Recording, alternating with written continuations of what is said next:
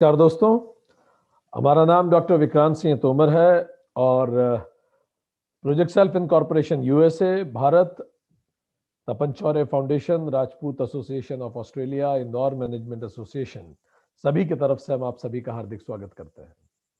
हम लोग भगवत गीता सीरीज के 16वें अध्याय की आज शुरुआत करने जा रहे हैं और ये हमारा 33वां सेशन है। दोस्तों, अभी तक गीता अपने 15 अध्याय को कवर हम लोग कर चुके हैं गीता के। अगर हम गीता को एक वृहद रूप में देखें तो जैसा हमने पिछली बार बात किया था, चैप्टर 1 से 6 तक ये त्वम पद है, व्यक्ति के बारे में, इंडिविजुअल के बारे में। चैप्टर 7 से 12 तत्पद है, उस ईश्वर के बारे में। 1 से 6 जीव के बारे में, 7 से 12 ईश्वर के बारे में। 13 से 18 80 पद है, कनेक्शन के बारे में। तत् त्वम असि, जो आधारभूत वेदांतिक वाक्य है, ये बताता है कि कैसे एक व्यक्ति, 13 से 18 अध्याय जो है, कैसे एक व्यक्ति टोटैलिटी से कनेक्ट कर सकता है, उस समग्र से मिल सकता है, एकाकार हो सकता है। जीव ईश्वरम ऐक्यम। तो उसी सीरीज में हम 16वां अध्याय पढ़ने जा रहे हैं 80 पद में। 16वां अध्याय कैसे बिल्टअप हुआ, थोड़ा उस पर चर्चा करें। चैप्टर 7 में, यदि आपको याद हो, अन्यथा आप जरूर वो सेशन अटेंड कीजिए चैप्टर 7 का। ईश्वर और सृष्टि पे हमारी चर्चा हुई। गीता चैप्टर 7 सृष्टि प्रक्रिया पे बात हुई, इवोल्यूशन पे बात हुई, कैसे हम इवॉल्व हुए, कैसे पत्थर से प्लांट किंगडम, एनिमल किंगडम, फिर human kingdom. This is how we evolved. हम विकास प्रक्रिया में कैसे बढ़ते हैं, कैसे हम इवॉल्व होते हैं, इस पे चर्चा हुई। चैप्टर 9 में हमारी चर्चा हुई, 2 प्रकार के मनुष्यों का जिक्र आया। श्लोक 12, 13 और 14 चैप्टर 9 में याद कीजिए। आसुरी प्रवृत्ति के लोग और महात्मनः प्रवृत्ति के लोग। तो 2 प्रकार के मनुष्य, 2 प्रवृत्तियों के मनुष्यों पे चर्चा हुई। तो चैप्टर 7 ने बताया हम मनुष्य कैसे बने। चैप्टर 9 ने हल्की सी हिंट करी कि 2 प्रवृत्ति के मनुष्य मूल रूप से पाए जाते हैं। चैप्टर 13 उसको और विश्लेषण में आगे बढ़ा। क्षेत्रज्ञ विभाग पे हमने चर्चा की। हमने बात की क्षेत्र, जो ये हम स्वयं है, क्षेत्र, उसके 24 एलिमेंट है गीता चैप्टर 13, और 24 एलिमेंट से मिलके ये मनुष्य बना है। और ये क्यों बना है, तो श्लोक 5 में बताया, वासना के कारण हम इस धरती पे आए। हमारी हिडन डिजायर्स, हमारी अतृप्त इच्छाएं हमें वापस लाई। और उसी चैप्टर में श्लोक 23 में बताया कि ये जो वासना है, ये गुण सहित है, त्रिगुणमयी वासना है। श्लोक 29 और 31 ने यह बताया कि सारे कर्म वासना वश ही होते हैं। हम लगते हैं कि हम स्वतंत्र कर्म कर रहे हैं, पर हमसे कई बार हमारी वासनाएं उन कर्मों को करवा लेती है। चैप्टर 13 श्लोक 29 और 31। फिर चैप्टर 14 में इसको और बिल्ट किया कि जहां चैप्टर 13 ने क्षेत्रज्ञ पे बात की, चैप्टर 14 ने उस क्षेत्र को इलॉबरेट किया। क्षेत्र मतलब हम स्वयं। वासना को समझाने का प्रयास किया, सत्व, रजस और तम गुण के बारे में। चैप्टर 14 पूरा, जिससे यह व्यक्तित्व बना। तो चैप्टर 13 में क्षेत्रज्ञ पे बात हुई। चैप्टर 14 ने क्षेत्र पे बात की, जीव पे बात की। चैप्टर 15 ईश्वर पे बात की, क्षेत्रज्ञ पे चर्चा हुई। तो अब एक एक टॉपिक लेके भगवान उसको इलॉबरेट कर रहे हैं। चैप्टर 15 जो हमने पहले बात की थी पिछले सेशन में ही, उसका श्लोक 5 याद कीजिए। परम पद किसे प्राप्त होता है, श्लोक 5 चैप्टर 15। तो भगवान ने कुछ क्वालिटीज बताई थी कि क्या क्वालिटीज होनी चाहिए कि परम पद मिलता है व्यक्ति को। अब चैप्टर 16 उसी का इलॉबरेशन है, जिसका नींव चैप्टर 15 में ही रख दी गई थी।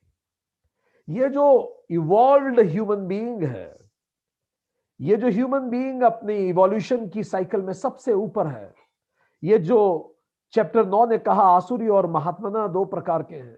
चैप्टर 13 ने बोला कि ये जो जीव और परमात्मा है। चैप्टर 14 ने बोला ये जीव में वासना है जो सत्व रज और तमगुण की है। चैप्टर 15 ने बताया कि परमात्मा किस प्रकार है और वो जीव उस परमात्मा से एकाकार हो सकता है। तो कैसे हुआ जाता है? चैप्टर 15 ने बताया कुछ क्वालिटीज होती हैं और उन्हीं क्वालिटीज को अब चैप्टर 16 इलॉबरेट करेगा। कैसे, क्या अपने अंदर वो क्वालिटीज डेवलप की जाए जिसके कारण इंसान उस परम पद को प्राप्त कर सके। सत रज तम गुण के मिलने से दो तरह के व्यक्तित्व बने। कुछ दैवीय व्यक्तित्व हैं, कुछ आसुरी प्रवृत्ति के व्यक्तित्व हैं। तो सत्व रज और तमगुण जब आपस में मिलते हैं तो अलग अलग कॉम्बिनेशन के व्यक्ति बनते हैं। हमने इस पे काफी चर्चा की है पिछले अध्यायों में। तो मूल रूप से इनको दो ब्रैकेट में डिवाइड किया जा सकता है, दैवीय प्रवृत्ति के लोग और आसुरी प्रवृत्ति के लोग। तो प्रकृति इस तरह के दो व्यक्तित्वों की रचना करती है। यही प्रस्तावना है चैप्टर 16 की। इन व्यक्तित्वों पे चर्चा करेंगे। बहुत खूबसूरत ये चैप्टर है, बहुत सिखाने वाला है जैसे बाकी चैप्टर सिखाते हैं। श्लोक 1 से 3 तक दैवीय व्यक्तित्व का कथन है, दैवीय संपदा का कथन है। श्लोक 4 और 5 में आसुरी संपदा के बारे में बात होगी और उसके क्या फल हैं उसको भी छुआ जाएगा। श्लोक 6 से 20 तक आसुरी संपदा के लक्षण क्या हैं और जिनमें आसुरी संपदा होती है उनकी अधोगति कैसे होती है उस पर चर्चा होगी। श्लोक 21 में एक इंटरेस्टिंग चीज आएगी, नर्क का द्वार, द हाईवे टू हेल, उस पर भी चर्चा होगी। नर्क का द्वार पे चर्चा होगी। श्लोक 22 से 24 शास्त्र के विरुद्ध आचरण करने वालों को त्याग देना चाहिए और शास्त्र के अनुकूल आचरण करने की प्रेरणा लेनी चाहिए, इस विषय पे बात होगी। तो इस तरह से ये चैप्टर डिवाइडेड है। तो चलिए पूरे मन से भगवान ने क्या कहा इस चैप्टर में सुनने की शुरुआत करते हैं। थोड़ा कुछ बेसिक्स पहले समझ लें। ये जो बार बार हमने कहा दैवीय संपदा, आसुरी संपदा, ये संपदा क्या है? तो बहुत सिंपल समझे, क्वालिटीज ऑफ आवर माइंड। जैसा कहा जाता है mind in its own place can convert hell out of heaven and heaven out of hell. मस्तिष्क या हमारा दिमाग उसी जगह होते हुए स्वर्ग को भी नर्क बना सकता है और नर्क को भी स्वर्ग बना सकता है। आपने स्वर्ग जैसे घरों में दुखी लोगों को देखा है और आपने झोपड़ियों में रहने वाले सुखी लोगों को भी देखा है, वो तो ये बनाता है।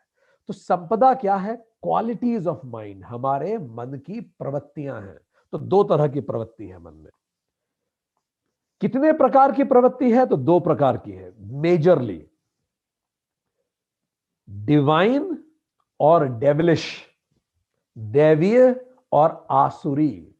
याद कीजिए जब हमने भगवत गीता शुरू की थी बहुत सारे सप्ताह पहले, चैप्टर 1 और चैप्टर 2 फिर से पढ़िए, सुनिए भगवत गीता का चैप्टर 1 और चैप्टर 2। उसमें बताया गया पांडव और कौरव कौन है। तो पांडव दैवीय संपदा है। हमारे मन में जो पांडव हैं वो दैवीय संपदा के लोग हैं, वो विचार हैं। पांडव विचार जो है हमारे मन के, वो दैवीय संपदा है। पर हमारा मन खराब भी सोचता है कई बार, तो हमारे मन में ही कौरव भी बसते हैं, वो आसुरी संपदा है। तो हमारे अंदर दोनों फोर्सेस हैं, devil and divine. Let's talk about it, how they interplay and how do they influence अस। ये किस आधार पे बटे? क्या आधार है कहने का कि ये गुण आसुरी है और ये गुण दैवीय है? क्या आधार हो सकता है? जरा सोचिए। एक ही तो आधार हो सकता है, लक्ष्य के आधार पर। लक्ष्य क्या है? मोक्ष, स्व आत्मानुभूति। I should realise my self, my whole potential I should realise. So हर वो गुण जो मुझे लक्ष्य की तरफ लेके जाएगा दैवीय गुण है, और हर वो प्रवृत्ति या गुण या दुर्गुण जो मुझे लक्ष्य से दूर लेके जाएगा वो आसुरी प्रवृत्ति है। तो डेफिनेशंस बिल्कुल क्लियर कर लें। किस आधार पे डिवाइड किया? लक्ष्य के आधार पे। इंसान के जीवन का लक्ष्य क्या है और अधिक जानना हो, वेदांत सीरीज का 2nd सेशन अटेंड कीजिए, पुरुषार्थ। जो आपको लक्ष्य की तरफ ले जाए, टूवर्ड्स द ऑब्जेक्टिव्स, वो दैवीय प्रवृत्ति है, दैवीय संपदा है। And anything which takes us away from the objectives of our life, वो आसुरी प्रवृत्ति है। ठीक, तो what is the big picture? तो इसको कैसे देखें? इसको ऐसे देखें इस चैप्टर को, जो हमारी वासना है, मूल प्रवृत्ति है, मूल प्रकृति है, वो त्रिगुणमयी है। हम पढ़ आए हैं, सत्व, रजस और तम है। इनके विशिष्ट संयोजन से मन की प्रवृत्तियां बनती हैं। कभी मन में रज हावी होता है, कभी तम हावी होता है, कभी सत हावी होता है, और वो कई बार बहुत लंबे समय तक हावी रहते हैं। वो हमारा डिस्पोजिशन बन जाते हैं। और इन्हीं मन की प्रवृत्तियों से दो तरह की वैल्यूज निकलती हैं, दैवीय और आसुरी।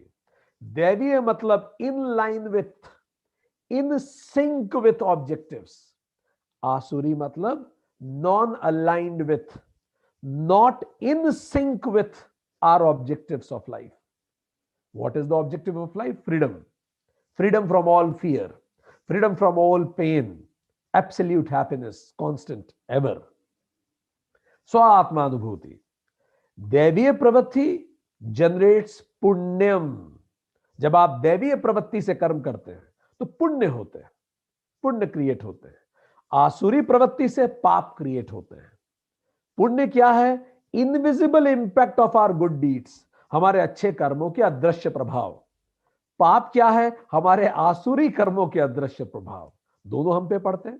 ठीक, so just to conclude, good deeds takes towards objectives of liberation, हमारी यात्रा को छोटा करते हैं, मोक्ष दिलाते हैं। बैड डीड्स, आसुरी प्रवृत्ति, takes us away from the objectives, यात्रा को लंबा करते हैं, हमें बांधते हैं बंधनों में। सो ये उसकी भूमिका है। अब हम एग्जैक्ट गीता के श्लोक से शुरुआत करते हैं, जहां भगवान बोलना शुरू करते हैं। 26 दैवीय संपदा के बारे में बताया गया। 26 पर्सनालिटी ट्रेट्स, वैल्यूज, वर्च्यूज, गुण जो माने आप। फाइन, 26 वैल्यूज जो हमें सेल्फ रियलाइजेशन की तरफ लेके जाती है। बस इनको अपने अंदर इंस्टॉल कीजिए और आप बिल्कुल सही हैं, आप बिल्कुल हाईवे पे हैं सेल्फ रियलाइजेशन के। श्लोक 1 से 3 में ही 26 वैल्यूज के बारे में बता दिया गया। पहली वैल्यू, पहली संपदा, अभयम। श्लोक 1 चैप्टर 16, अभयम। हमें लगता है कि यह वास्तव में बिगेस्ट वर्च्यू है। शास्त्र बनाए ही इसी लिए गए हैं। शास्त्र शब्द का अर्थ ही यह है जो हमें भय से मुक्ति दे, त्रय करे, हमें सुरक्षा दे भय से। सो जो हमें अभय कर दे, ये सबसे बड़ी वर्च्यू है, क्योंकि अभय होना सरल नहीं होता। अज्ञान क्या है? स्वयं के वास्तविक रूप को ना पहचान पाना।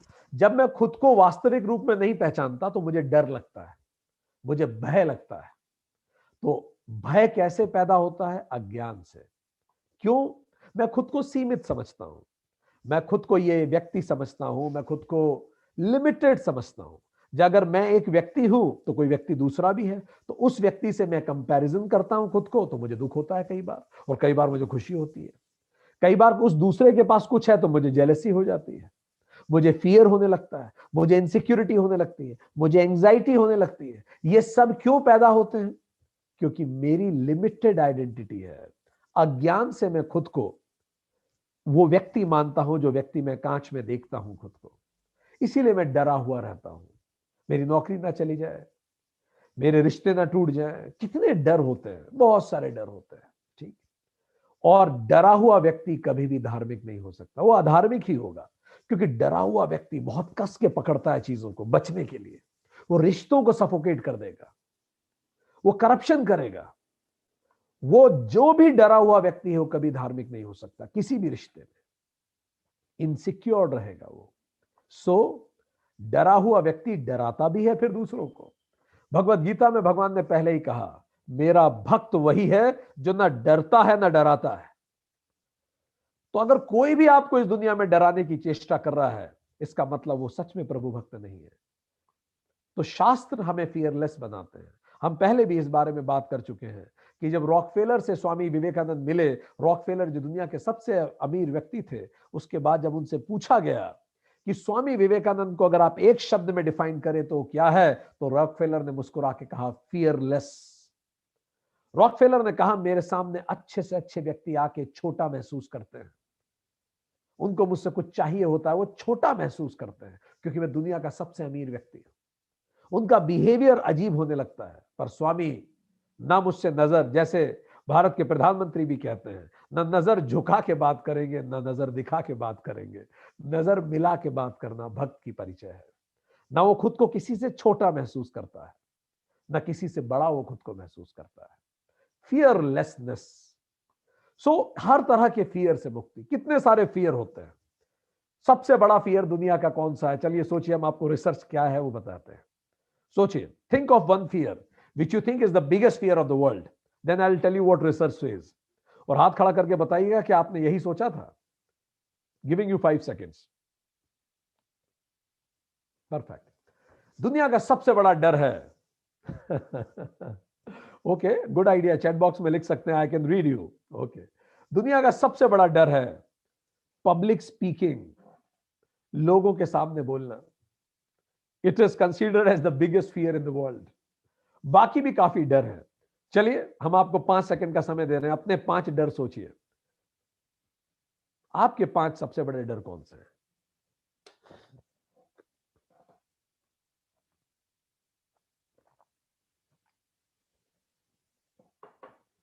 कागज पेन हो तो बाद में लिख भी लीजिएगा, ठीक। अगर आपने सोच लिए हो तो अब हम आपको दुनिया के सबसे बड़े डर बताने वाले हैं। Height, fear of height. ऊंचाई से लोगों को डर लगता है, ठीक है। इंसेक्ट, बग, उससे डर लगता है। किसी को कॉकरोच से, चूहे से, पता नहीं किस किस से, ठीक। कई लोगों को फाइनेंशियल प्रॉब्लम से बड़ा डर लगता है, भगवान वो कभी ना आया हमारे ऊपर, वो डरे रहते हैं। डीप वाटर से कई लोगों को डर लगता है। सिकनेस से डर लगता है, बीमारी से। डेथ से डर लगता है। लोनलीनेस से डर लगता है, अकेलेपन से। ड्राइव करने में कई लोगों को डर लगता है। डार्कनेस से डर लगता है लोगों को। कई लोगों को लिफ्ट में भी डर लगता है। कई लोगों को फियर ऑफ रिजेक्शन होता है, कोई मुझे रिजेक्ट ना कर दे। फियर ऑफ अनसर्टनिटी होती है कई लोगों को, अनिश्चितता से डर लगता है। कई लोगों को डर लगता है कि कहीं कुछ बुरा ना हो जाए, समथिंग बैड हैपनिंग से डर लगता है। कई लोगों को गेटिंग हर्ट, कोई मुझे हर्ट ना कर दे, इससे डर लगता है। सोचिए आपको किससे लगता है। कई लोगों को फेलियर से डर लगता है। कई लोगों को लॉस से डर लगता है। कई लोगों को डर लगता है कोई मुझे जज ना करे। कई लोगों को लूजिंग आइडेंटिटी से डर लगता है। जब आप बहुत बड़े शहर में जाते हो, अचानक आपकी आइडेंटिटी जीरो लगती है आपको। कई लोगों को लूजिंग कंट्रोल से डर लगता है। कई लोगों को यह भी डर लगता है कि वी आर लूजिंग टाइम। ये डर पिछले 10,000 साल से ही चालू हुआ है। लोगों को लगता है बस जीवन खत्म होने वाला है, we don't have much time. कई लोगों को there is something called impostor syndrome. कई लोगों को इम्पोस्टर सिंड्रोम होता है, उससे भी डर लगता है। ये क्या होता है, आजकल गेम भी है बच्चों का, इम्पोस्टर बनते हैं बच्चे। सो क्या होता है इम्पोस्टर सिंड्रोम? कई लोगों को ऐसा लगता है कि जो उनको नाम, सम्मान, शोहरत मिल रही है, they are not worth it, they don't deserve it.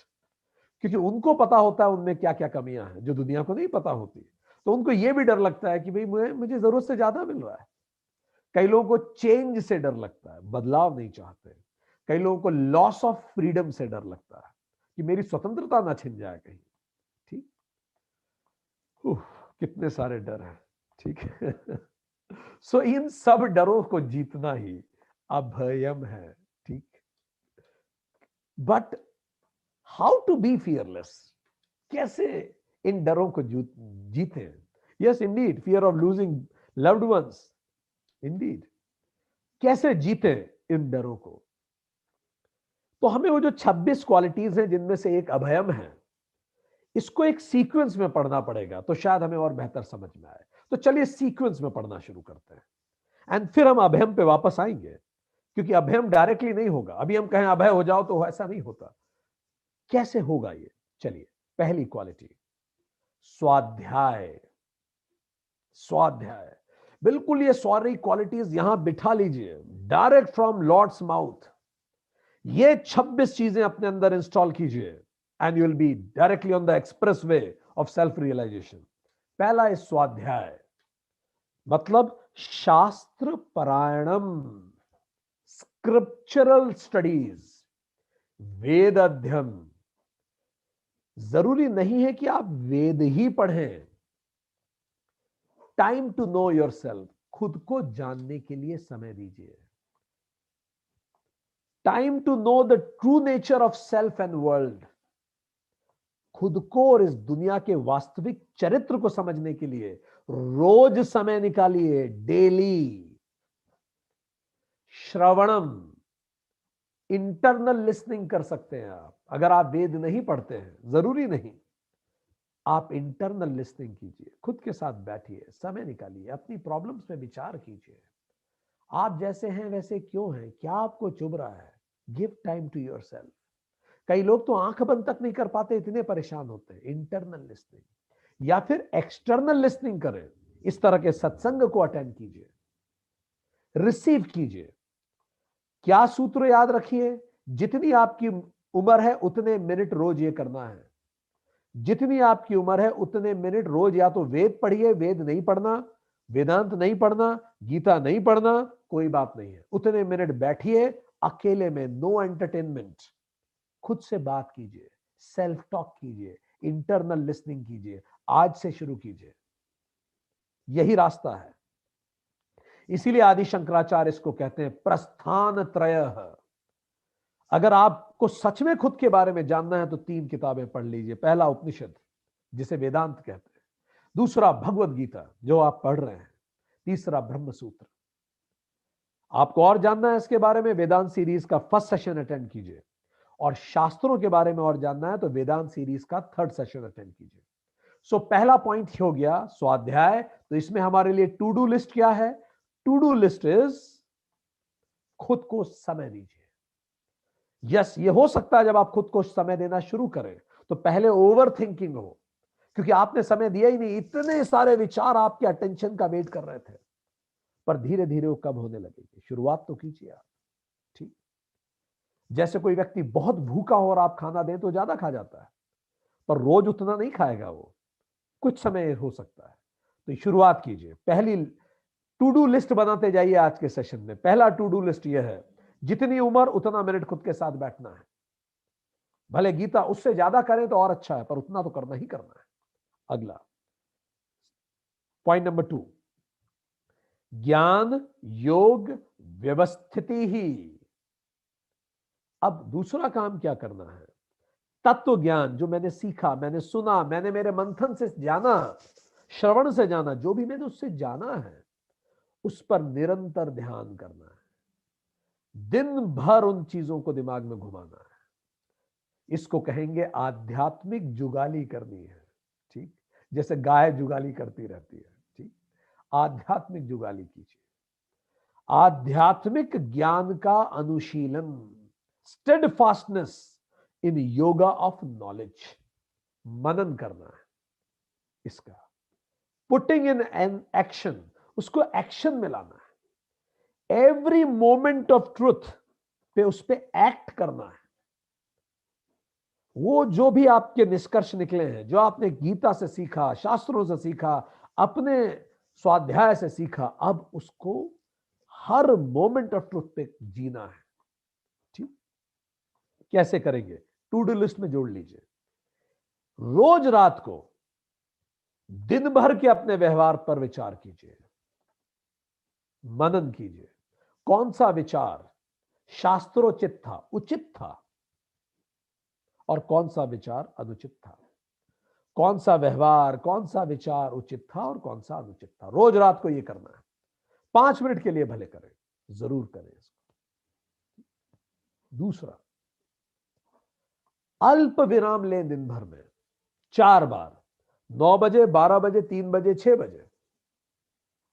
अल्प विराम का मतलब दिन भर की भागा दौड़ी में भी 10 सेकंड के लिए रुकिए, आंख बंद करके अपने ऑफिस में बैठिए, अपने काम में बैठिए, कहीं भी किचन में बैठिए, और खुद से पूछिए कहीं मैंने कोई शब्द, कोई व्यवहार अनुचित तो नहीं किया। बार बार खुद से पूछते रहिए। ठीक, उचित अनुचित क्या है वो अभी हम और आगे आपको सेशन में और जानकारी मिलेगी। कहीं कुछ गलत तो नहीं कर रहा मैं, ठीक। तीसरी टू डू लिस्ट, रोज उम्र के बराबर मेडिटेट कीजिए। अगर आप 30 साल के तो 30 मिनट डेली मेडिटेशन, आने वाले 40 दिन तक लगातार, ठीक। तब उसके बाद आपकी आदत हो जाएगी, ठीक। फिर आप छोड़ भी नहीं पाएंगे। 40 दिन तक लगातार आपकी उम्र के बराबर समय मेडिटेट कीजिए। किस पे मेडिटेट करना है? अपने आचरण पे मेडिटेट कीजिए कि अगर मुझे ये क्वालिटी डालनी थी तो मैंने कब कब इन क्वालिटीज के विरुद्ध व्यवहार किया, मुझे क्या व्यवहार करना चाहिए था, मुझे क्या बोलना चाहिए था, मुझे कैसे करना चाहिए था। इस पे विचार कीजिए आधे घंटे तक, अपने आप को विजुलाइज कीजिए वो व्यवहार करते हुए, ठीक। आप देखेंगे आपके व्यवहार में परिवर्तन आना चालू होगा। आई कैन गारंटी दैट, अगर आप इसको गंभीरता से करते हैं बहुत गहरा असर होता है इसका, ठीक। चलिए आगे बात करें। जब ये दो क्वालिटीज हुई, तीसरा, जब ये होगा तो वही डेवलप होगी। वही मींस शास्त्र विरुद्ध आचरण में लज्जा। अब क्या होगा, जैसे ही आप गलत आचरण करेंगे आपको एक गहरी शर्म अंदर से आएगी। कोई टोकेगा नहीं आपको, आपको खुद को लगेगा यार क्या है, इतना पढ़ने के बाद भी तुम वैसे के वैसे ही हो, उल्टे घड़े। आपको शर्म आने लगेगी। इसको बोलते हैं वी। जैसे ही आप में एंजाइटी होगी, अचानक आप खुद को याद दिलाओगे इतना गीता पढ़ के भी एंजाइटी हो रही है, शर्म करो थोड़ी, ठीक। तो आप एकदम से खुद को करेक्ट करोगे। जैसे ही आपको तेज गुस्सा आएगा, अचानक आप खुद को याद दिलाओगे। सो इसको कहते हैं वी, शास्त्र विरुद्ध आचरण में लज्जा। आपको अंदर से शर्म आएगी। इस इवोल्यूशन के 4 स्टेजेस होंगे, हम आपको बता रहे हैं ऐसे ही होता है, 4 स्टेजेस में होता है। स्टेज 4 क्या होती है? हम कैसा भी आचरण करें हमें बाद में भी समझ में नहीं आता। ऐसे बहुत सारे लोग हैं वो कैसा भी आचरण कर ले उन्हें कोई गिल्ट नहीं होता, कोई उन्हें शर्म नहीं आती, कभी नहीं आती। ये स्टेज 4 पे हैं लोग, कोई बात नहीं। स्टेज 3 क्या है? जब आप ऐसा करेंगे तो वो ऐसा नहीं होगा कि ये करने से, मेडिटेशन करने से आचरण आपका रुक जाएगा एकदम से, नहीं, ऐसा नहीं होगा। हाँ, आप स्टेज 3 में पहुंच जाएंगे। उस आचरण के बाद आपको समझ में आएगा अरे यार फिर वही गलती करी, फिर वैसा ही बिहेवियर करा, नॉट गुड। आपको बाद में रियलाइजेशन होगा। जब ये होने लगे, याद कीजिए, हाथ खड़ा करके खुद बताइए आप में से कितने लोगों के साथ ऐसा होता है, गुस्सा करने के बाद लगता है यार क्यों किया मैंने गुस्सा, कोई चीज के बाद फिर मुझे रियलाइज होता है। तो ये होता है स्टेज 3। फिर धीरे धीरे जब आप इसको रिपीट करेंगे, जब यही शुरू के 2 स्टेप्स रिपीट करेंगे तो फिर स्टेज 3 आएगी आपकी। आप उस समय पैरेलली देख पाएंगे कि ये देखो अब तुम गुस्सा करना शुरू कर रहे हो, ये देखो अभी एंजाइटी आई। अब तुम फोन लगाने से रोक थोड़ी पाओगे खुद को, देखो अब तुम्हारा हाथ जा रहा है फोन की तरफ।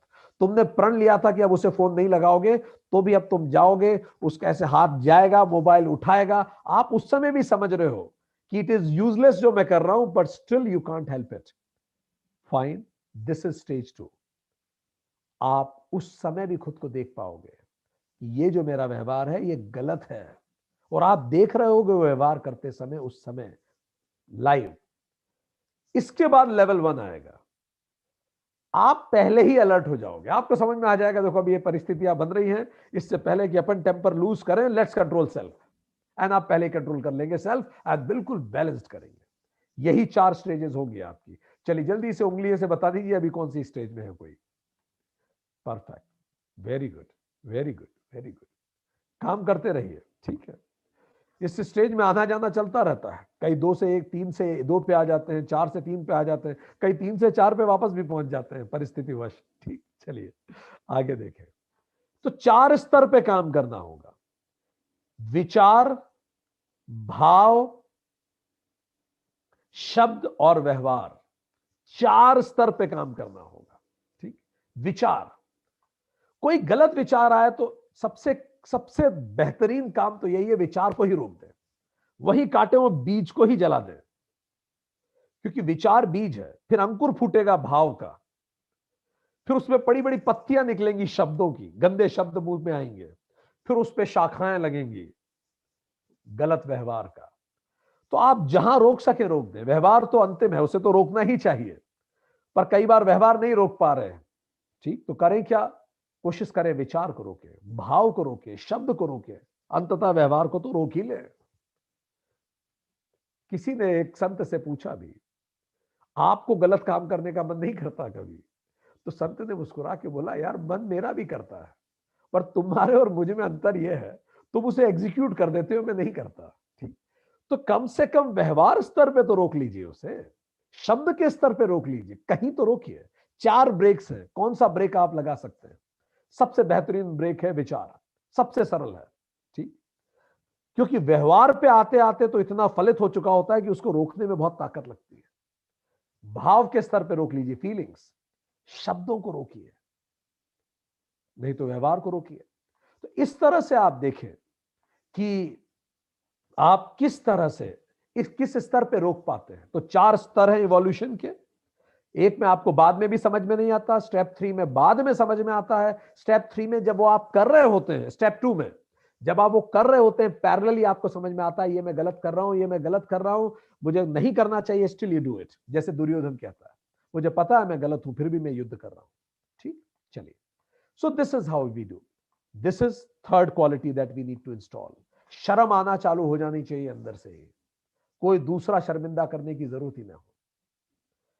फोर्थ क्वालिटी जो हमें खुद में इंस्टॉल करनी है, ये सब सिंक है, सीक्वेंस में आएंगी। पवित्रता, शौचम। शौचम भगवान कहते हैं। शौच 2 तरह का, आंतरिक और बाहरी।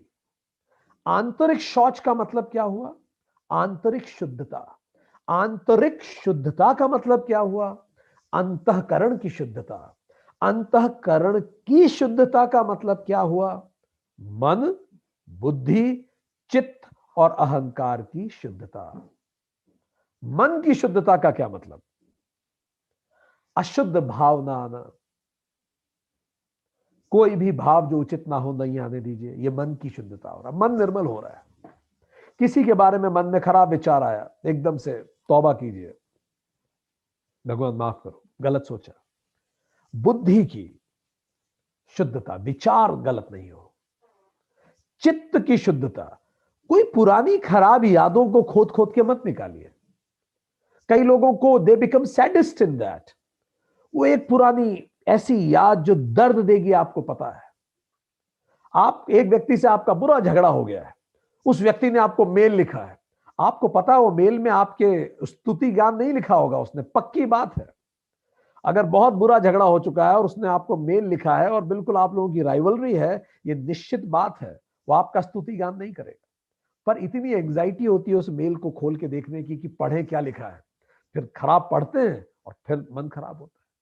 चित्त, ऐसी कोई खराब चीजों को मैं ना कुरे दूं पास्ट से जो मुझे परेशान करे। अहंकार, उसको निर्मल करें। तो ये है आंतरिक शुद्धता, सब धीरे धीरे निर्मल होता है। आप बस इसको ध्यान में रखें कि मुझे निर्मल करना है। निर्मल, मल, खराब, अशुद्धि हटा दें, अंतःकरण की शुद्धि। कैसे करते हैं? रोज सुबह उठ के जब आप प्रार्थना करें, टू डू लिस्ट में जोड़ लीजिए। हम आपको बहुत सारी टू डू लिस्ट दे रहे हैं, सब एक साथ मत कीजिएगा, उनमें से कुछ पिक कर लीजिएगा, ठीक है? चलिए, और सब कर ले तो अच्छा है, पर अवश्य आप देख लीजिए, यू कैन प्रायोरिटाइज। रोज सुबह प्रार्थना के बाद जब भी आप भगवान नहा लें, पूजा कर रहे हो, ये बोलिए, जिस भी व्यक्ति से आपका सबसे ज्यादा तनाव है, जिससे आपका झगड़ा चल रहा है, जिस व्यक्ति ने आपसे पैसे लिए आपको लौटाए नहीं है, जिसने आपको धोखा दिया है, जिस व्यक्ति ने आपके साथ बुरा किया है, जो आपके साथ पॉलिटिक्स करता है, जो आपके साथ खराब व्यवहार करता है, उस व्यक्ति का चेहरा अपनी आंखों के सामने लाइए जस्ट पूजा के बाद, और ये बोलिए जो हम कह रहे हैं, हे परमात्मा, तू खराब व्यक्ति पैदा नहीं करता। हो सकता है उस व्यक्ति के जीवन के कुछ ऐसे अनुभव रहे हो, या उन अनुभवों को देखने का उसका तरीका ऐसा रहा हो, जिसने वो बना दिया उसे जो वो है। वो भी मेरी ही तरह अपने जीवन में सुखों की तलाश कर रहा है और दुखों को दूर करने का प्रयास कर रहा है। हे प्रभु, उसके जीवन में कोई भी कष्ट हो तो उसके कष्टों का निवारण करना, ब्लेसिंग्स दीजिए उन्हें। Do it for 90 days and see the miracle happening. जादू होगा। Few days back one person told me, उस व्यक्ति का कहीं ट्रांसफर होने वाला था, बॉस से पटती नहीं थी, उसने ये करना चालू किया, बॉस ने उसको उसका फेवरेबल ट्रांसफर दिया जबकि पटती नहीं थी। ये बहुत गहरा असर होता है एनर्जी फील्ड का। Try it. ठीक, खुद के लिए भी निर्मल करना है, खुद के लिए भी निर्मल करना है। और खुद के लिए निर्मल कैसे करना है? वो जो आदि शंकराचार्य का आत्म अष्टकम है, उसमें गीता में पहले बात हो चुकी है, उसको पढ़िए। ना मैं बुद्धि हूं, ना मैं चित्त हूं, ना मैं अहंकार हूं, मैं वही शिवोहम शिवोहम, उसको रोज पढ़े। ये दो चीजें करने से आपको जरूर शुद्धता महसूस होगी, यू विल फील गुड। बाहरी शौचम कैसे होता है? शारीरिक, प्रॉपर नहाइए, स्नान कीजिए, शौच कीजिए, स्वास्थ्य का ध्यान रखिए, आहार का ध्यान रखिए। और बाहरी सामाजिक भी होता है। सो चौथा quality that we need to install is शौचम। अब आइए पांचवी। अब जब ये चार क्वालिटीज हमारे अंदर आ जाती हैं, अब क्या होता है? तो चलिए वो आंतरिक शौचम पे थोड़ी चर्चा करते हैं। हमारे अंदर क्या क्या होने लगता है, इससे नींव बन जाती है इन चार क्वालिटीज से। इससे पांचवी क्वालिटी हमारे अंदर पैदा होना शुरू होती है। श्लोक में बताते हैं भगवान, आर्जवम, आर्जवम अंतःकरण की सरलता। आप बहुत सरल होते हैं। आर्जवम शब्द संस्कृत की ऋजु धातु से बना है। ऋजु मतलब स्ट्रेट लाइन, सीधी रेखा, स्ट्रेट फॉरवर्डनेस। आपका दिमाग गलत सही दिशा में नहीं चलता, you become straight forward, confuse नहीं रहते आप। आर्जव शब्द से ही अर्जुन बना है, ऐसा व्यक्ति जो कभी कंफ्यूज ना हो, और अर्जुन ही सबसे ज्यादा कंफ्यूज हो गया अंततः। ठीक, इसलिए कृष्ण उन्हें मिले। तो व्हाट इज दिस? ईमानदारी। स्ट्रेट फॉरवर्डनेस मींस ईमानदार होना। ईमानदार का क्या मतलब? किसी के प्रति ऐसे भाव, विचार, शब्द या व्यवहार ना रखें जो आपको खुद के प्रति पसंद ना हो। I will repeat it. आर्जवम मतलब किसी के प्रति ऐसे भाव, विचार, शब्द या व्यवहार ना रखें जो आपको खुद के लिए अच्छे नहीं रखते हो। यही धर्म है। धर्म को और जानना है, गीता सेशन 3 अटेंड कीजिए।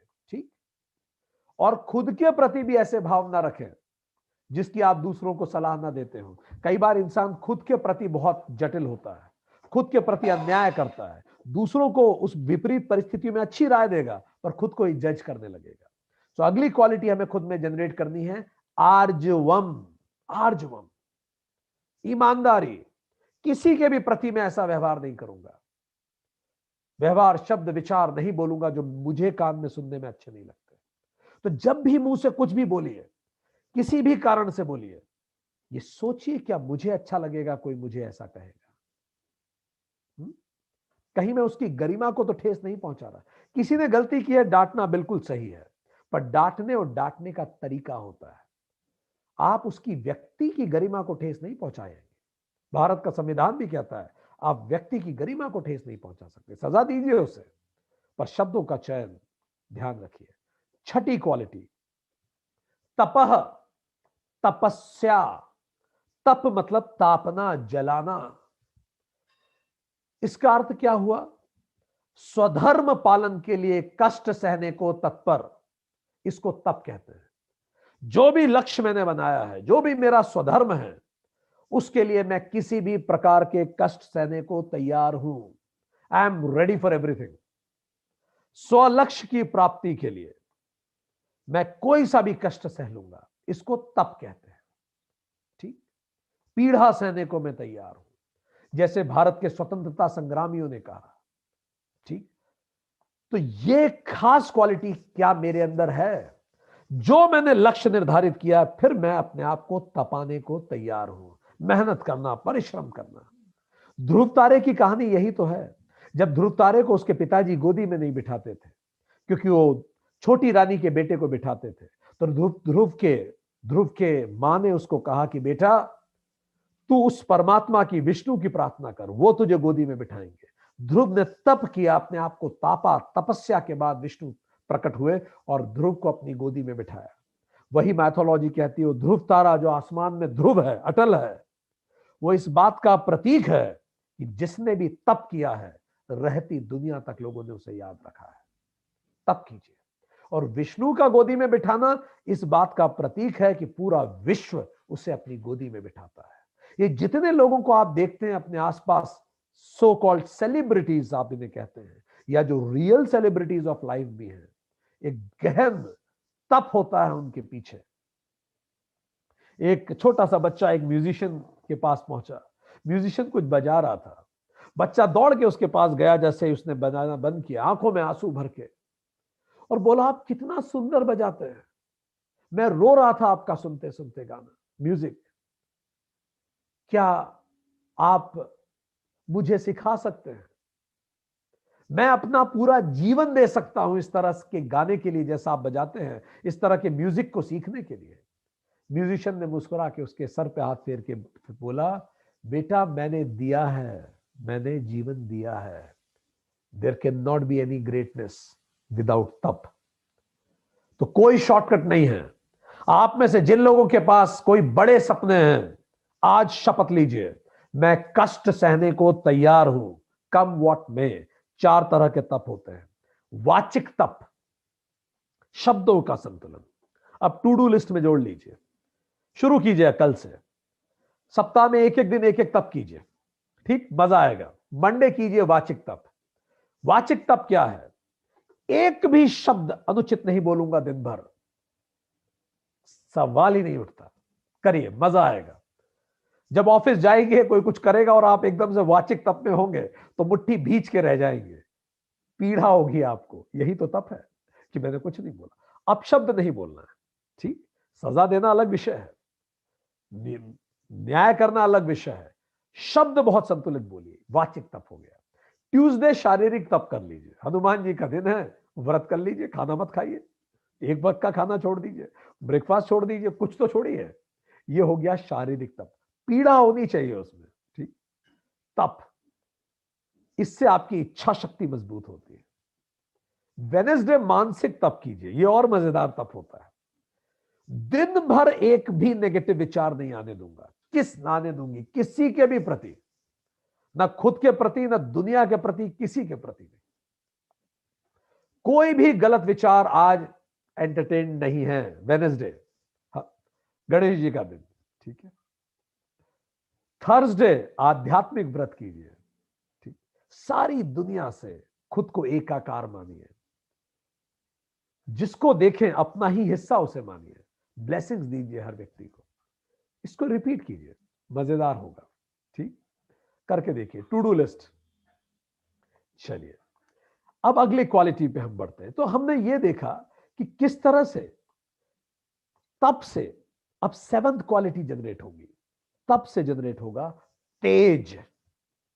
अरे जो तप करते हैं उनके चेहरे का तेज दिखता है साहब। आप जिस भी व्यक्ति जो तपस्वी होता है, किसी भी तरह का उसने तप किया हो, लता मंगेशकर के गीत में आपको तेज दिखेगा, विराट कोहली की बैटिंग में आपको तेज दिखेगा, मार्टिन लूथर किंग के भाषण में आपको तेज दिखेगा। जिसने भी तप किया उसका तेज दमकता है, स्प्लेंडर। 7th क्वालिटी होनी चाहिए हमारे अंदर, स्प्लेंडर, पैशन, विगर, कुछ कर गुजरने की। कैसे पता पड़ेगा कि आप में पैशन है कि नहीं? बहुत सिंपल सी बात, जो भी आपके जीवन का लक्ष्य है, स्वतः बिना सोचे, सोते समय वही विचार आपके मन में आना चाहिए, अपने आप ही आएगा। वो आएगा ही अगर वो आपका लक्ष्य है सच में तो। और सुबह उठते ही अचानक वो विचार पहला विचार होता है। अगर ये है तो मान लीजिए आप में पैशन है, तेज है आप में। रगों में दौड़ते फिरने के हम नहीं कायल, जो आंख ही से न टपका तो फिर लहू क्या है। झलकना चाहिए आपकी बातों में, आपकी सोच में, आपके हाव भाव में। इस कदर जल्दी होती है पैशनेट लोगों को, जैसा शास्त्रों में कहते हैं, जैसे किसी के बाल में आग लगी हो, वो कितनी तेज दौड़ के जाएगा पानी के लिए। ऐसे होते हैं पैशनेट लोग। भगवान बुद्ध इतने पैशनेट थे खुद को जानने के लिए, उनके सारे गुरु एक ही शिकायत करते, इस आदमी के पास बिल्कुल पेशेंस ही नहीं। बुद्ध क्या उन्हें बताते? इतने जन्मों पेशेंस रख लिया, अब और नहीं बचा। महात्मा गांधी, उनमें तेज दमकता था। अगस्त क्रांति मैदान से उन्होंने कहा 1942 भारत छोड़ो आंदोलन, कहते हैं मुझे स्वतंत्रता चाहिए कल सुबह तक। मानो अपने ब्रेकफास्ट का टाइम बता रहे हो अंग्रेजों को, और सुबह तक अंग्रेजों ने उन्हें गिरफ्तार कर लिया था। But the point here is, ऐसा तेज उनमें दमकता था, उनकी वाणी में तेज था, पूरा राष्ट्र खड़ा हो जाता था। ठीक, तेज का मतलब हर जगह हर समय अपना 100% देना। खेल रहा हूं तो बाकी सबसे सुध हट गई, पैशनेट हूं खेल में। पढ़ रहा हूं तो कोई होश ही नहीं, पैशनेट हूं पढ़ने में। काम कर रहा हूं तो पैशनेट उसमें, और सो रहा हूं तो उसमें भी जबरदस्त पैशनेट हूं। ठीक, जो कर रहा हूं बिल्कुल पैशन से कर रहा हूं। हम IIM बेंगलोर में देखते थे, IIM बेंगलोर में बोर्ड पे लिखा हुआ है, स्टूडेंट्स ने लिखा है, we study hard and we party harder, this is what is passion. ठीक, so bring for the passion. So to do list में क्या है? टू डू लिस्ट में यह है, हर समय हर जगह अपना 100% दीजिए। या तो कीजिए मत वो काम, कर रहे हो तो पूरे मन से करो, टाइम पास नहीं, वो पैशन नहीं होता। ठीक, आज से कोई काम या तो लो मत हाथ में, और अगर ले ही लिया है, किसी ने गले में डाल ही दिया है वो काम और करना ही पड़ रहा है, तो अपने दिमाग को बोलो देखो अब 8 घंटे तुम्हें करना ही है, तो खुश होकर अपना 100% देके करो यार। Clarity, that helps in developing patience, passion, जिसको हम कहेंगे तेज। 8वीं क्वालिटी, त्याग, रिनंसिएशन, त्याग देना। यह 8वीं क्वालिटी, त्याग करना शुरू कीजिए। Renunciation of lower for the higher, किसी लेसर को छोड़िए, छोड़ना शुरू कीजिए। तेन त्यक्तेन भुंजिथा, जिसने छोड़ा उसी ने भोगा, ईशो उपनिषद। कितना सुंदर ये शब्द। ठीक, जो छोड़ता है वही तो भोग पाता है, वही आनंद ले पाता है। आप देख लीजिए, किसी के भी घर चले जाइए, वो जो छोटे छोटे बच्चे होते हैं ना, बेबीज, उनके बचपन को सारा घर एंजॉय करता है माता जी को छोड़ के। उसकी माता को उसकी पॉटी साफ करनी है, उसको नहलाना होता है, उसकी चिंता लगी रहती है, उसको दवाई देनी है, रात को सुसु कर देगा, सारे काम माँ पे पड़े होते हैं, और बाकी सब तो गाल पे हाथ फेर के मुस्कुरा के थोड़ी देर घुमा के खुश होके चल देते हैं।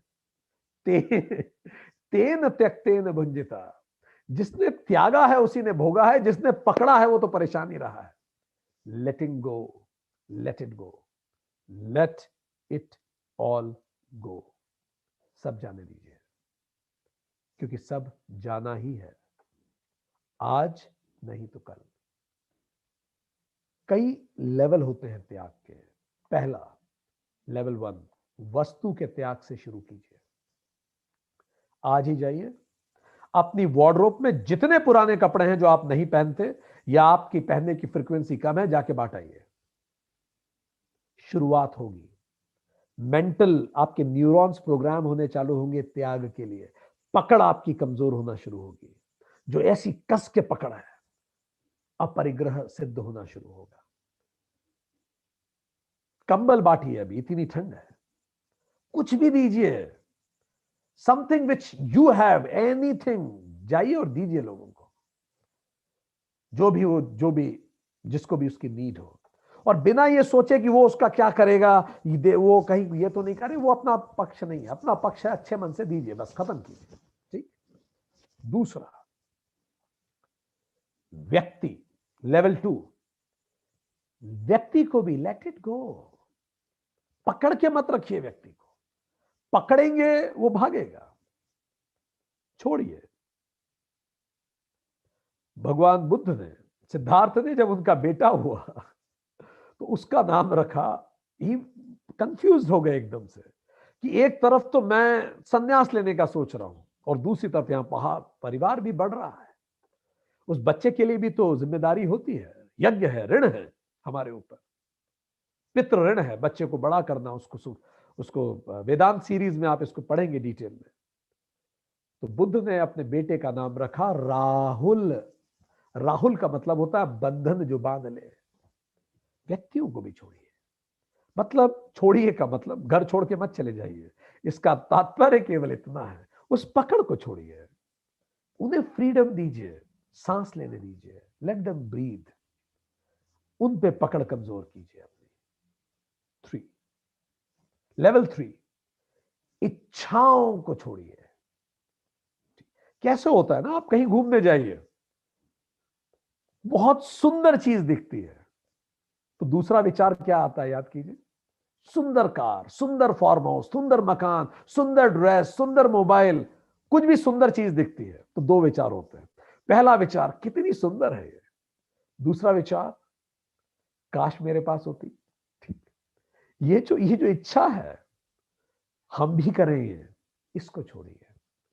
सब कुछ हर कोई करे जरूरी नहीं है। ठीक, कामना को छोड़ना शुरू कीजिए। बहुत सारी सुंदर चीजें इस दुनिया में, हर चीज अगर हम चाहेंगे तो बूढ़े हो जाएंगे भागते भागते और जिंदगी खत्म हो जाएगी। ठीक, लेवल 3। लेवल 4, भाव का त्याग कीजिए। इमोशंस, बहुत दुख के इमोशंस आ रहे हैं, बैठिए, देखिए उन्हें। रोना आ रहा है रोइए, हंसना आ रहा है हंसिए, और उन्हें भी गुजर जाने दीजिए, वो भी गुजर जाएगा। जिन चीजों पे आज आप रोते हैं, आज से 10 साल बाद उन्हीं पे हंसेंगे। याद है जब आप इंजीनियरिंग किया करते थे, वो असाइनमेंट जिनके लिए इतने परेशान रहते थे, पसीने छूटते थे, आज सोचिए हंसते हैं वो बातों को याद करके, कौन से असाइनमेंट्स। ठीक, ऐसे ही होता है, कुछ साल बाद इन चीजों पे भी हंसेंगे। भावों को जाने दीजिए। लेवल 4, लेवल 5, स्व का त्याग कीजिए, अहंकार का त्याग कीजिए। जितने लोग अहंकार को चोट पहुंचाएं, मन ही मन सबको ब्लेसिंग दीजिए, खत्म कीजिए इसको भी। हम में कमी है तभी तो हम धरती पे हैं, नहीं तो हम आते क्यों यहां। ठीक, इसका प्रयास करना शुरू कीजिए। देखिए कौन कौन अहंकार को चोट पहुंचा रहा है, उनको ब्लेसिंग्स दीजिए। 6th लेवल, जब आप भाव का त्याग करते हैं उसी को ध्यान कहते हैं। 6th लेवल, विचारों का त्याग करना है, इसी को समाधि कहते हैं। और 7th लेवल होता है वासना का त्याग, पकड़ ही छोड़ देना, इसी को मोक्ष कहते हैं। मोक्ष का मतलब मरना नहीं, मोक्ष का मतलब जरूरी रीबर्थ, और इन सब पे आपको नहीं सोचना है, मत सोचिए। आप बस इतना सोचिए कि मुझे बस पकड़ छोड़नी है, बस यही मोक्ष है। धृतराष्ट्र बनना छोड़ देना है, परित्याग करना मतलब कंप्लीटली लेटिंग गो। इस लेवल पे शुरू कीजिए, धीरे धीरे शुरू कीजिए। अपने आप जब आप धीरे धीरे इस पे शुरू करेंगे तो त्याग फलित होने लगेगा। और इस पूरी सृष्टि को देखिए, फूलों का रंग जो है वो इसीलिए तो है बिकॉज दे लेट गो। लाल फूल लाल इसलिए दिखता है बिकॉज वो बाकी सारे रंगों को अवशोषित कर लेता है, केवल सफेद रंग को लेट गो कर, लाल रंग को लेट गो करता है। जो रिफ्लेक्ट होगा वही आपका रंग है। आप जो देंगे इस दुनिया को वही आपके जीवन का रंग बनेगा। कितने उद्योगपति हुए, पर आज भी जिस सम्मान से भामाशाह का नाम लिया जाता है, किसी उद्योगपति का नहीं लिया जाता। क्यों? उन्होंने दिया, ही लेट गो। महाराणा प्रताप को संपत्ति दी जिससे उन्होंने अपने पुरुषार्थ को आगे बढ़ाया और देशभक्ति का युद्ध लड़ा। अनाथ पिंडक को याद किया जाता है जिसने सोने के सिक्के बिछा के बुद्ध भगवान के लिए जेतवन अर्जित करके दिया। उसने दिया, वो दे सका। भगत सिंह को याद किया जाता है, वो दे सके जीवन। गांधी को याद किया जाता है, इतनी अच्छी खासी नौकरी, विदेश में सब कुछ, वो सब दे सके अपनी प्रॉस्पेरिटी को। मंडेला अपनी लिबर्टी को दे सके, महाराणा प्रताप अपनी सुख समृद्धि को दे सके और युद्ध लड़ा उन्होंने। कहते हैं सबसे राजसी होता है राजा जब राजपाट त्याग देता है। और जितने पकड़े रहे वो सब दुखी रहे। हिटलर दुखी रहा जीवन भर, वो दुखी रहा और उसने दुखी किया। वो डरा हुआ रहा और उसने डराया सबको। आप इन सब की मृत्यु उठा के पढ़िए, कौन सुखी मरा है। देखिए, Hitler, Napoleon, Sikandar, Akbar, Julius Caesar, Mussolini, Louis the 16। एक जमाने में पूरा विश्व थर्राता था इनके नाम से। ये पकड़े रहे और बड़े दुखी इनकी मृत्यु हुई। तो दो ही ऑप्शन है, बस दो ही ऑप्शन है। या तो आप छोड़ दें स्वेच्छा से और विक्टर कहलाएं, या फिर वो छूट ही जाएगा दर्द से और विक्टिम बनेंगे हम। सो इसीलिए हम छोड़ना शुरू करें। चलिए एक छोटा सा क्वेश्चन आपसे पूछें। हम कई बार जब सेशन लेते हैं, कई जगह हम पूछते हैं भाई हम गलत सही काम क्यों करते हैं, हम लोगों से पूछते हैं। तो लोग कहते हैं सर हमारा तो ठीक है सर, बच्चों के लिए कुछ इकट्ठा तो करके जाएं सर, बच्चों के लिए कुछ छोड़ तो दें। इसीलिए भी सर कई बार बच्चों के लिए करना पड़ता है सर, हमने बड़ा दुख का जीवन बिताया सर, बच्चों के लिए कुछ छोड़ के चले जाएं। तो हम सब लोगों से पूछते हैं, आपसे भी पूछ रहे हैं। चलिए बताइए, आप में से कितने लोगों को अपने दादाजी का पूरा नाम याद है? हाथ खड़ा करें। परफेक्ट। अब आप में से कितने लोगों को अपने परदादा जी का पूरा नाम याद है? हाथ खड़ा करें। करिए करिए, हम वेट कर रहे हैं। ओके। अब आप में से कितने लोगों को अपने परदादे जी के पिताजी का पूरा नाम याद है? जल्दी से हाथ खड़ा करें। ओके। अब आप में से कितने लोगों को अपने परदादा जी के दादाजी का नाम याद है? अब आप में से कितने लोगों को अपने परदादा जी के परदादा जी का नाम याद है पूरा? ये क्वेश्चन हमने अंडमान निकोबार आइलैंड में पोर्ट ब्लेयर में एक फौज के अधिकारियों से पूछा। तो फौज के एक अधिकारी खड़े हो गए और उन्होंने अपनी छठी पीढ़ी का नाम बता दिया। तो उनके पड़ोस में उनके अभिन्न मित्र बैठे थे। उन्होंने कहा सर हमें इसकी बात पे भरोसा करना पड़ेगा क्योंकि प्रूफ करने का कोई तरीका नहीं है, जो कह रहा है बस वही मानना पड़ेगा कि यही नाम होगा उनका। ठीक। अब आप एक चीज नोटिस कीजिए, बहुत गौर से सोचिए, हम में से अधिकतर लोगों को ज्यादा से ज्यादा अपने परदादा जी का नाम ढंग से याद है, दादाजी का नाम याद है, उससे ऊपर तो नाम भी याद नहीं है। चलिए हम में से सबको अपने दादाजी का नाम याद है। अब ये बताइए, हम में से कितने लोगों को अपने दादाजी के नाम के अतिरिक्त उनके बारे में कुछ विशेष पता है? सोचिए जरा, कितना जानते हैं आप उनके बारे में, कितनी देर आप बात कर सकते हैं उनके बारे में, कितनी देर। और जो आप जानते हैं, अब ये भी सोचिएगा, जो आप जानते हैं वो आपने कागज पेन लेके दादी जी से पूछा था या बता दिया था किसी ने इसलिए आपको पता है? ये भी सोचिए। शायद आपको बता दिया इसलिए पता है, आपने रुचि लेके कागज पेन लेके नहीं बैठे कि मुझे बताइए मेरे दादाजी का जीवन कैसा था, उनका चरित्र कैसा था, उनका समय कैसा था, उनकी सोच क्या थी। हाँ, आपने रुचि नहीं ली। अब जरा सोचिए, इनकम टैक्स रिटर्न में जिस संपत्ति को आप अपनी पैतृक संपत्ति बताते हैं, वो अर्जित तो दादाजी ने ही की थी ना। उस जमीन का 1 बीघा का टुकड़ा बेचते समय क्या आप दादी के पास बैठ के पूछते हैं दादी ये बताइए ये जो 1 बीघा का टुकड़ा बेच के मैंने मेरी मकान का फर्स्ट फ्लोर बनाया है, इस जमीन को खरीदने के लिए दादाजी को कितनी रात जगना पड़ा था? क्योंकि वो तो अपने जीवन में संभ्रांत थे। उन्होंने मेरे लिए एक्स्ट्रा एफर्ट देके ये सब खरीदा है। कितनी रात लठ लेके उस जमीन पे खड़े रहे उसकी सुरक्षा के लिए। मुझे बताइए उनको क्या क्या तनाव थे? हम में से कोई नहीं पूछता। अब जरा सोचिए, अगर हमारी उम्र 40 साल है तो हम 8 जनरेशन पुराने लोग हैं। हर 5 साल में जनरेशन बदल रही है। और सोचिए दोस्तों, अगर 8 जनरेशन पुराने लोग अपने दादाजी में इंटरेस्टेड नहीं है तो 8 जनरेशन नए लोग अपने पिताजी में भी इंटरेस्टेड हो जाए ना, तो बहुत बड़ी क्रांति है। ठीक। चलिए अब दूसरे प्रश्न का उत्तर दीजिए। आप में से कितने लोगों ने भगत सिंह का नाम सुना है? और हम आपको बताएं, आप में से कई लोग भगत सिंह के बारे में अपने परदादा जी से ज्यादा जानते होंगे। आपने उसकी जीवनी पढ़ी है, जाना है। अब कितनी अजीब बात है, वो व्यक्ति भगत, आप पढ़े हैं आपने भगत सिंह के बारे में, भगत सिंह ने अपने जीवन में अपने परिवार के लिए कुछ नहीं कर पाए, देश पे ही बलिदान हो गए। कितनी अजीब विडंबना है। देखिए, एक व्यक्ति जिसने अपने जीवन में अपने परिवार के लिए कुछ नहीं किया, उसे इस देश का 130 करोड़ लोग और 30 करोड़ परिवार याद रखते हैं। और दूसरा व्यक्ति जो अपने परिवार के लिए करता करता मर ही गया, हमारे परदादा जी, उनको उनका परिवार स्वयं भूल जाता है। यही यथार्थ है। तेन त्यक्तेन भुंजिता। अरस्तु कहते थे मनुष्य पिता की मृत्यु सहन कर सकता है, पैतृक संपत्ति में हनन नहीं। इसीलिए ध्यान रखिए, त्याग महत्वपूर्ण क्वालिटी है। शुरू करें, छोटा छोटा शुरू करें, आज से शपथ लें, कुछ भी करें, किसी वस्तु का, एक सिक्के का, किसी भी रूप में अपनी दिनचर्या का उसे हिस्सा बनाएं, महीने का टारगेट बनाएं। ठीक, इस्लाम में भी कहा जाता है कि अपनी आय का एक हिस्सा आपको जरूर देना है। If I am not wrong, it is जकात, इट इज कॉल्ड। अपनी आय का एक हिस्सा आपको चैरिटी करनी है, इट्स मस्ट। 9th क्वालिटी त्याग के बाद आती है अलोलुत्वम। अलोलुत्वम मतलब लोभ रहितता, एब्सेंस ऑफ ग्रीड। इंद्रिय का विषयों के साथ संयोग होने पर भी आसक्ति ना होना। यह बड़ा इंटरेस्टिंग शब्द है।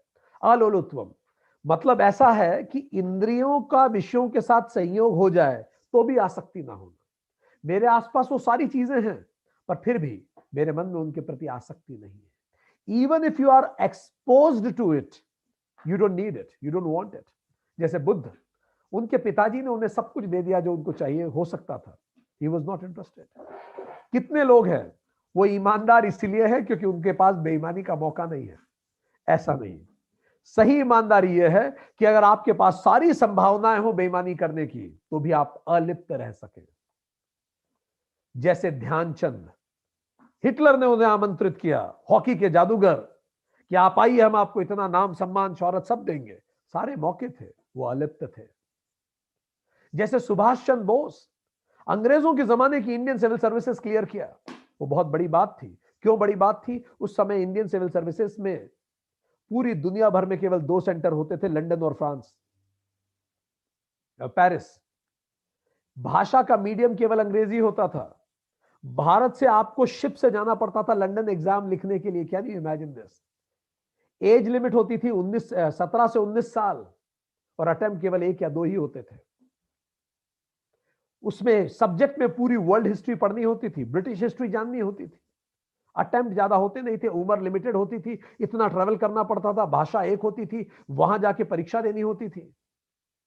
और आज आप देखिए, 18 भाषाओं में आप परीक्षा दीजिए, अनलिमिटेड अटेम्प्ट है, हर राज्य में सेंटर है एग्जाम देने का, कितनी सुविधाएं हैं परीक्षाओं के लिए। उस समय में सुभाष चंद्र बोस ने इंडियन सिविल सर्विसेज क्लियर की, और न केवल क्लियर की, उसके बाद जब उन्हें शपथ लेने को कहा गया कि आप ब्रिटिश महारानी के प्रति ईमानदारी और निष्ठा की शपथ लीजिए, उन्होंने रिजाइन कर दिया इंडियन सिविल सर्विसेज के। अलोलुत्वम, सब कुछ मिल सकता था, छोड़ दिया। स्वामी विवेकानंद को जब ऑफर दिया गया कि वो हार्वर्ड में प्रोफेसर की चेयर ले ले, उन्होंने उसे भी छोड़ दिया। यही अंतर तो भिखारी और भिक्षुक में होता है। भिखारी है, हैज नो चॉइस, चॉइसलेस है वो। भिक्षुक इसीलिए भीख मांगता है ताकि बाकी समय किसी बहुत बेहतर उद्देश्य में लगा सके। क्योंकि रोटी खाने के लिए ही तो आदमी मेहनत करता है। तो मैं 10 घंटे की नौकरी करूं केवल पेट भरने के लिए, इससे अच्छा 10 मिनट में खाना ना ले लूं किसी से, और बाकी जीवन के बेहतर उद्देश्यों में लगा लूं बाकी समय। तो वो चॉइस करता है भिक्षुक, और भिखारी के पास कोई चॉइस नहीं होती। इसीलिए कबीर कहते हैं, चाह गई चिंता गई, मनवा बेपरवाह, जिसको कुछ ना चाहिए ते शाहन के शाह अलोलुत्वम। ये भी एक इंपॉर्टेंट क्वालिटी है। ये सब क्वालिटी जब एक साथ इकट्ठी होती है, तब हम अभयम पा पाते हैं। स्वाध्याय, ज्ञान योग अवस्थिति, विहि, शौचम, ये नींव बन गई। आर्जवम, तपह, तेज, त्याग, अलोलुत्वम, ये सब जब इकट्ठा हुआ तब अभय स्थापित हुआ। तब आदमी निर्भीक होता है। निर्भीक कौन आदमी होता है? सोचिए, जो मेहनत करता है, जो ईमानदार है। आर्जवम, ईमानदार है, गलत नहीं काम किया उसने कभी, तो क्यों डरेगा? तब खूब मेहनत करता है। तेज, पैशनेट है अपने काम में। त्याग, उसे कुछ चाहिए नहीं। अलोलुत्वम, आसक्ति नहीं है। ऐसे आदमी को आप क्या डरा लोगे? किससे डरेगा वो? अभय स्वतः होगा। सैम मानेकशॉ को इंदिरा गांधी ने कहा कि ईस्ट पाकिस्तान पे अटैक कीजिए। उन्होंने कहा कि अगर आज भारत ने अटैक किया तो भारत की हार की जिम्मेदारी मैं लेता हूं। इतना दम! भारत की प्रधानमंत्री को भी, वो भी इंदिरा गांधी जैसी प्रधानमंत्री को, मानेकशॉ जी ने कहा अगर अटैक हुआ तो भारत हारेगा, मैं आपको बता दे रहा हूं। इतने गट्स होते हैं। लोग तो अपने बॉस के विरुद्ध बोल ही नहीं पाते, बॉस की हां में हां मिलाते हैं। इतना डर होता है कि कहीं मेरा ट्रांसफर ना हो जाए। कितना जनरल लेवल पे हो कि उन्होंने इतना रिस्क लिया। क्योंकि उन्होंने कभी गलत नहीं किया, अभय था उनमें। अभय इन सब चीजों से आता है, स्वतः इंसान में अभय होता है। और इंदिरा गांधी ने फाइनली उनकी बात सुनी। सैम मानेकशॉ बाद में कहते भी थे, वो पल जब मैं कह रहा था, इंदिरा गांधी का विरोध कर रहा था, मुझे पता था मुझे रिजाइन करना पड़ सकता है। उन्होंने इंदिरा गांधी को यह कहा भी था कि मैडम प्राइम मिनिस्टर, आप चाहें तो शाम तक मैं इस्तीफा दे सकता हूं, स्वास्थ्य आधारों पर इतना रिस्क लेने की क्षमता अभय ही कर सकता है।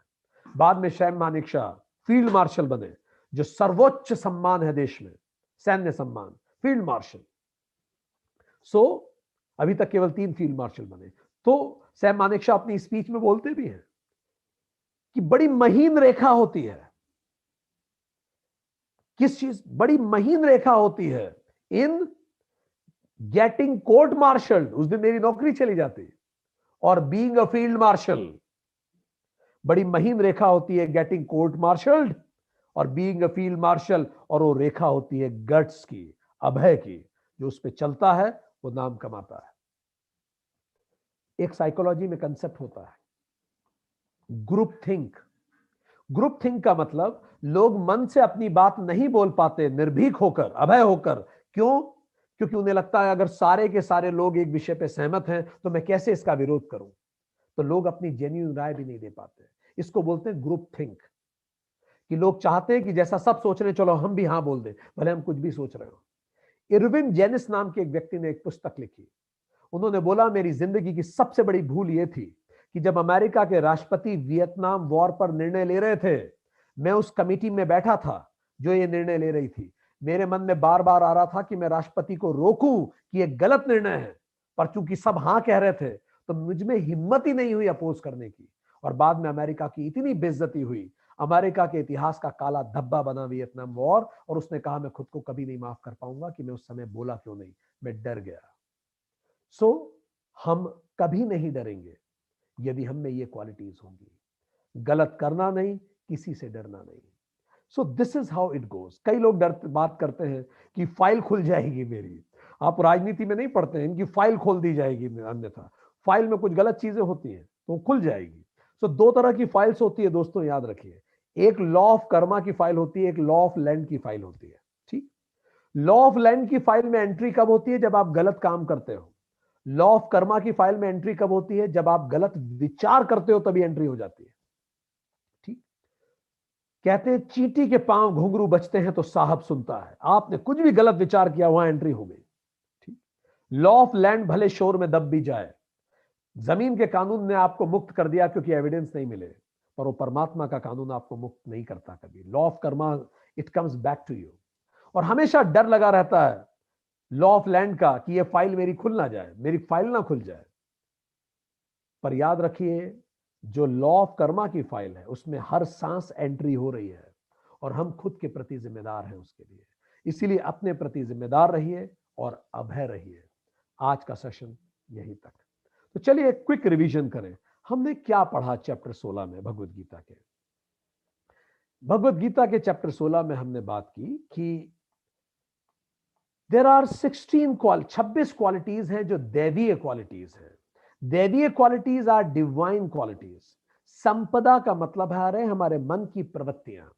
हमारे मन में 2 प्रकार की प्रवृत्तियां होती हैं, डिवाइन और डेविलिश, दैवीय और आसुरी, पांडव और कौरव। किस आधार पर? जो हमें लक्ष्य की तरफ ले जाए वो दैवीय है, जो हमें लक्ष्य से दूर ले जाए वो आसुरी है। लक्ष्य क्या है? स्वात्मानुभूति। सो हमारा जो सतरज तम के अलग अलग कॉम्बिनेशन से ये हमारे अंदर की प्रवृत्तियां बनती हैं। तो जो अलाइंड हो धर्म से वो दैवीय है, जो नॉन अलाइंड है वो आसुरी है। जो दैवीय है वो पुण्य जनरेट करती है, आसुरी पाप देती है। दैवीय मोक्ष दिलाती है, आसुरी बंधन देती है। तो 26 क्वालिटीज क्या हैं? तो भगवान ने बताया कि पहली क्वालिटी है अभयम। अभयम का मतलब, जब हम अज्ञान के कारण खुद को नहीं जान पाते तो जो पैदा होता है उसी को भय कहते हैं। अभय सबसे बड़ा वर्च्यू है। पर जब हम खुद को नहीं समझते, लिमिटेड आइडेंटिटी मानते हैं, तो कंपैरिजन, जेलसी, फियर, इनसिक्योरिटी ये सब आता है। और डरा हुआ व्यक्ति अधार्मिक होता है। डरा हुआ व्यक्ति डराता है, जबकि भगवान कहते हैं मेरा भक्त न डरता है न डराता है। शास्त्र लिखे ही इसीलिए गए हैं। और बहुत सारा के फियर हैं, जिसमें सबसे बड़ा फियर है स्टेज पर बोलना, सबके सामने बोलना सबसे बड़ा फियर माना जाता है। कैसे फियरलेस बने? तो सबसे पहले स्वाध्याय शुरू करें, शास्त्र पारायण रहें, वेद अध्ययन करें। और अगर आप वेद नहीं पढ़ सकते, नहीं पढ़ना चाहते, वेदांत नहीं पढ़ना चाहते, तो खुद को समय दीजिए। जितनी उम्र उतना मिनट जरूर बैठिए, श्रवण कीजिए, इंटरनल लिसनिंग कीजिए, अन्यथा लिसनिंग कीजिए, एक्सटर्नल लिसनिंग, सत्संग कीजिए। और प्रस्थान त्रय पढ़िए, गीता, वेदांत और ब्रह्मसूत्र। दूसरा, ज्ञान योग व्यवस्थिति है। जब आप जानते हैं, जब आप जान रहे हैं सही क्या है, ये आपको, जब आपको क्लियर हो गया स्वाध्याय से सही क्या है, तो अब अगला स्टेज है उसको अपने व्यवहार में लेके आना है। उसको व्यवहार में लेके आने को कहते हैं ज्ञान योग अवस्थिति। उसको हर मोमेंट ऑफ ट्रिप में उसे जिए, उसको अनुशीलन कीजिए। रोज रात को सोचिए कि मेरे कौन कौन से विचार, व्यवहार, शब्द, आचरण शास्त्रोचित नहीं थे। अल्प विराम लें, 9, 12, 3, 6, रात को 9 बजे हर बार 10-10 मिनट देख के सोचिए कहीं मेरा व्यवहार गलत तो नहीं रहा, कुछ नीति विरुद्ध तो नहीं कर रहा। मेडिटेट कीजिए, 40 दिन तक लगातार आप मेडिटेट कीजिए। ये मेडिटेशन जब आप करेंगे तो आपके पास तीसरी क्वालिटी जनरेट होना चालू होगी, वही शास्त्र विरुद्ध आचरण में आपको लज्जा आएगी। आप गलत कर ही नहीं पाएंगे, आपको शर्म आएगी। और ये एवोल्यूशन 4 स्टेज में होगा। पहले बाद में भी समझ में नहीं आएगा, धीरे धीरे बाद में समझ में आएगा यार ये गलत किया है। धीरे धीरे स्टेज 2, गलत करते समय भी समझ में आएगा गलत शब्द बोल रहे हैं, गलत व्यवहार है। और स्टेज 1, पहले ही आप खुद को सुधार लेंगे। चारों स्तर पे आप काम करेंगे, विचार को रोकेंगे, भाव को रोकेंगे, शब्द को रोकेंगे, व्यवहार को रोकेंगे और उसको नियंत्रित करेंगे। इससे पवित्रता आएगी। शौचम, आंतरिक और बाहरी दोनों पवित्रता आएगी। आंतरिक पवित्रता, अंतःकरण की पवित्रता। मन, बुद्धि, चित्त, अहंकार निर्मल होने लगेंगे। मन में गलत विचार, भाव नहीं आने देंगे। बुद्धि में गलत विचार ना आने दें। चित्त को गलत चीजों को याद न करने दें। अहंकार को निर्मल करें। जब सब निर्मल होगा, शुद्ध होगा, अंतःकरण की शुद्धता होगी। रोज सुबह उठ के एक पॉजिटिव अफर्मेशन लीजिए कि परमात्मा जो मेरे प्रति बुरा भाव रखता है उसका भी कल्याण कर। धीरे धीरे आपके अंदर का मन निर्मल होने लगेगा। खुद को भी अप्रिशिएट कीजिए आत्मष्टकम से कि मैं चित्त, बुद्धि, मन, अहंकार नहीं हूं, मैं शिवोहम हूं। बाहरी पवित्रता लाइए, शौचम, शारीरिक से। आहार अच्छा लीजिए, स्वास्थ्य लीजिए, स्नान, शौच, ये सब कीजिए शारीरिक। और सामाजिक भी, उस पर अपन बाद में चर्चा करेंगे। तो पवित्रता लाइए। जब ये चारों चीजें हो जाएंगी, देखिए चारों चीजें कितनी वैज्ञानिक है। आपको पता है सही क्या है, आप उसको व्यवहार में लाते हैं, गलत करने में आपको लज्जा आती है और आप पवित्र आचरण करते हैं, शौचम रखते हैं। अपने आप आपकी नींव तैयार है। अब इस नींव पर इमारत कैसे बनेगी अभय की? तो पहला काम क्या करेंगे? आर्जवम, ईमानदारी। किसी के साथ ऐसा व्यवहार न करूं जो खुद के साथ पसंद नहीं। तप करूंगा, तप मतलब तपस्या, पूरा 100% प्रयास करूंगा। स्वधर्म पालन के लिए कष्ट सहने को तैयार रहूंगा। वाचिक, शारीरिक, मानसिक और आध्यात्मिक तप करूंगा मैं। और उसके से तेज आएगा मेरे अंदर। जब मैं तप कर रहा हूं, मेहनत कर ही रहा हूं, काम कर रहा हूं, तो अपने आप तेज होगा। पैशनेट होंगे आप अपने काम के लिए, हर जगह अपना 100% देंगे जो भी आप कर रहे हैं। फिर आप त्याग के लिए तैयार है, रिनंसिएट करेंगे, 4-7 लेवल के त्याग करेंगे। वस्तु का, व्यक्ति का, इच्छा का, स्व का, भाव का, विचार का, वासना का, पकड़ को छोड़ेंगे। जब आप त्याग कर पाएंगे, तेन त्यक्तेन भुंजता, जिसने त्यागा है, इतिहास ने नाम तो उसी का दिया है, विज्ञान भी बताता है, जो त्यागता है उसी को याद किया जाता है। या तो तुम छोड़ दो या वो वैसे भी छूटे ही जाएगा। इसीलिए हम हमारे दादाजी को, हम परदादा जी को नहीं, भगत सिंह को याद करते हैं। उन्होंने त्यागा था। अलोलुत्वम, लोभ रहितता। मुझे वैसा माहौल भी मिले तो भी मुझे कुछ नहीं चाहिए। ऐसा नहीं है कि मुझे मौका नहीं है इसलिए मैं कुछ नहीं ले रहा, मौका मिले तो भी मुझे कुछ नहीं चाहिए। अपने आप आपके चरित्र में एक नया तेज आएगा। जैसे बुद्ध, ध्यानचंद, सुभाष चंद्र बोस, विवेकानंद, इन सबके चरित्र में था अलोलुत्वम। जब इस तरह का आपका कंडक्ट होगा, क्यों डरेंगे आप? मैंने कुछ गलत किया ही नहीं। और जब आप गलत करेंगे नहीं तो आप डरेंगे क्यों? और आपकी जो फाइल है, जो परमात्मा के पास खुली हुई है, लॉ ऑफ कर्मा में, आपकी फाइल में आपको ग्रेड्स मिलेंगे जिसको पुण्यम कहते हैं। जीवन खूबसूरत बनेगा, दिन खुशी से बीतेगा और रात को नींद चैन की आएगी। Thank you very much. नमस्कार।